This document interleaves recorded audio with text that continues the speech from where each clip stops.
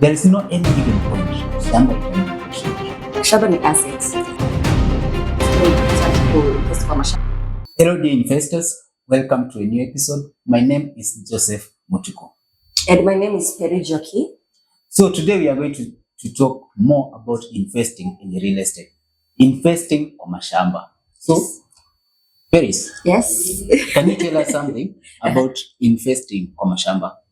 Okay, now talking about it, naweza sema it's very important to invest kwa mashamba because unaona ukibuy shamba, shamba ni asset. Yes, exactly. Ina appreciate each and every year, ina appreciate. Yes. Utaipata iki depreciate. Yes. So that's one of the most important points. Actually tunasemanga every time shamba yako inaendelea ku appreciate. Yeah. There is no end given point shamba itawahi depreciate. And most of it ukinunua hii shamba leo hata uuze kesho hautauza at a loss. Utauza at a profit.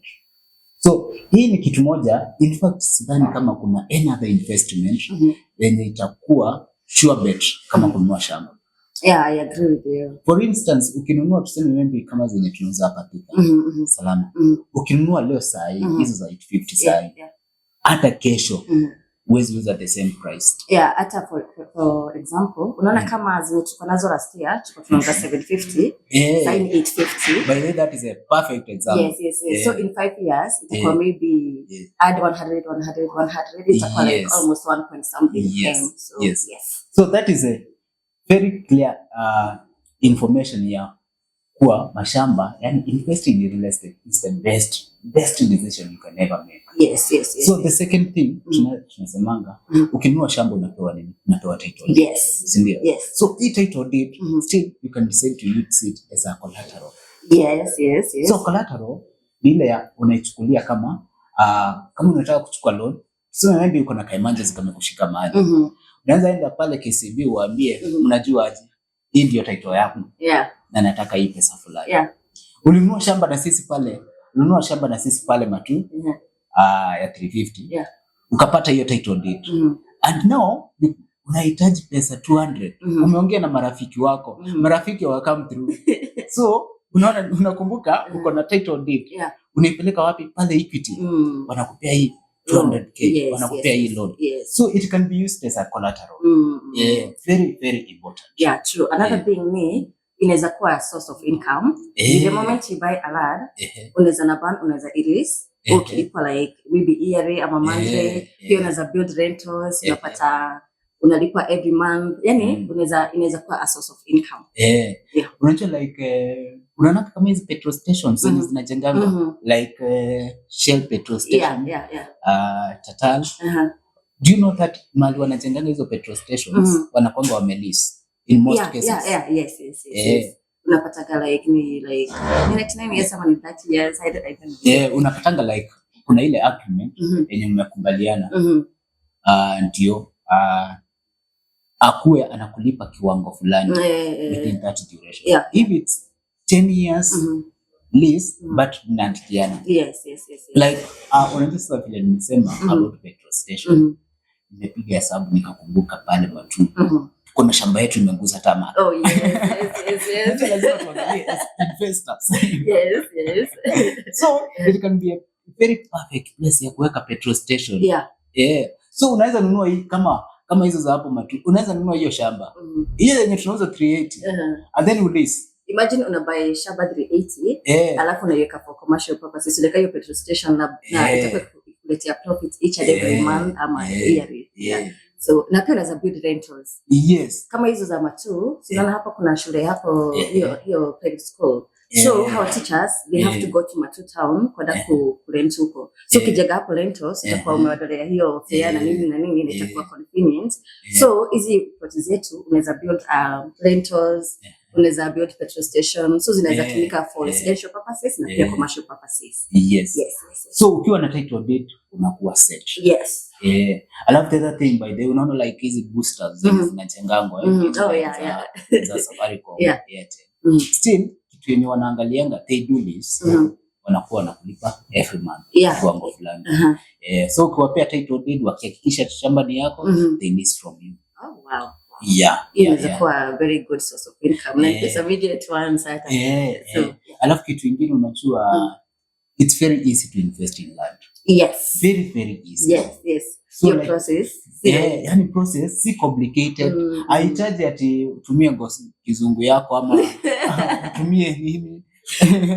So what you just need to do, hata kama you have zero knowledge about investing, still kwa mashamba haihitaji ile, it's not complicated at all. Unahitaji hiyo knowledge. Unajua tu the only thing you need to know is your process ya kubuy that, which is very, unajua tu lazima uende site visit, uende ukanyage beacon, uende venye kuko, then ukuje tu ufanye due diligence yako, ukienda kwa sawa, yani ni very easy. Like for us, si tunakupeleka pale site, unaenda unaangalia shamba, ikikufurahisha tunakanyanga. In fact tukienda site visit tunakanyanga hizo beacons, tunahakikisha hizo ziko tu sawa. Hizo beacons ziko sawa. Then from there tunakuja tunaona hizo title deeds, then from there unalipa. Very easy. And a point to note, huko kwetu each and every plot iko na title yake. So yenye tu watu ukilipa cash tunakutransferia within 7 to 30 days. So be very easy process. Na hizo title deeds tunakuonyesha tukiwa kwa ofisi by the way. Hata kuna ile file yenye tunaendana nayo kwa site. By the way tunapika kwa barabara ama tunamit huko nini. Ndio like nakumbuka kuna client fulani, ile client niliuzia pale Matudu. Akaniambia, mimi nataka kuona hii title deed yangu. Unaona hii plot, in fact alichanguanga plot kwa ofisi. Sasa akaniambia plot map. Sasa akaniambia nataka kuona hii title deed. Na akaniambia bado usisahau kubeba hiyo file. Nataka niende nione tena huko ground.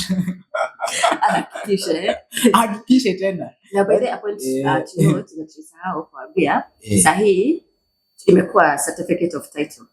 Unaweza kutueleza more about that? So kitambo wacha nianze. Unasikia kuna hii ardhi sasa. So kwa Ministry of Lands wanataka kufanya kila kitu ikuwe digital. Unaona upate kama ni search unaweza fanya kwa simu, unaweza fanya, si lazima tuende huko. So with that kuna zile features zenye wanaenda wakiongeza kwa title deed. Like kitambo pre title deed alikuwa anaita, ilikuwa imeandikwa for the first page, ilikuwa inaandikwa title deed. Ile free hold. Lakini sasa inakuja ikiwa certificate of title. Title deed. Pia ukiangalia kwa light hivi unaona kuna zile watermarks. Na ukiangalia nyuma pia kuna place ya kuscan. So title deed siku hizi ziko very digital. Mambo iko digital sana. So ile kitu ingine ukiangalia land ama ukiangalia kubuy shamba, si lazima uwe na like the whole amount ili upate hiyo shamba yako. Unaweza lipa pole pole, unaweza lipa maybe a deposit ni mtagri na mwenye anakuuzia, and then zingine ulipe pole pole, na unapata hata interest ya hizo installment ni iko chini sana, ama sometimes hata unapata ni zero interest. So si lazima uwe na pesa yote. Unaweza kuwa na pesa kidogo uwekele deposit ulipate zingine pole pole.